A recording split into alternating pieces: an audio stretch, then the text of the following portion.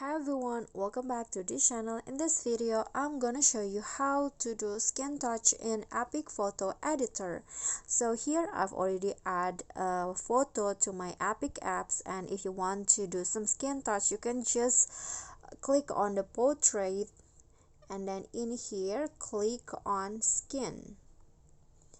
And here you can see there are so many options that you can adjust in the skin touch. There is blemish, smooth, pore, conceal, detail, skin tone, fibrums, and others. Or you can also just use the auto skin touch by clicking on this auto like this, or if you don't want to, you can just I'm going to go back,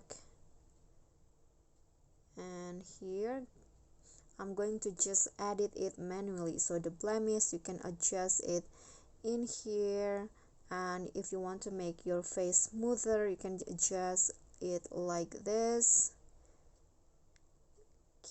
And you can also hide their pore like this. I'm going to just go like this, and then you can also conceal parts of your something that you want to hide in your face.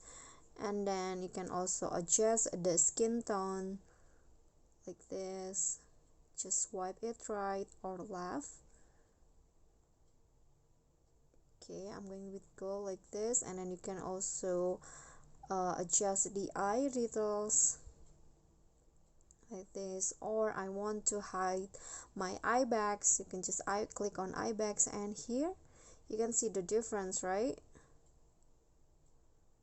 You can adjust it like that, and you can also whiten your teeth. But if you're done, you can also add some glow like that.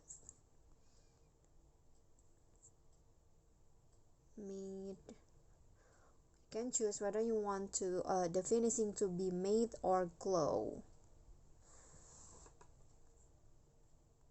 And high res like this.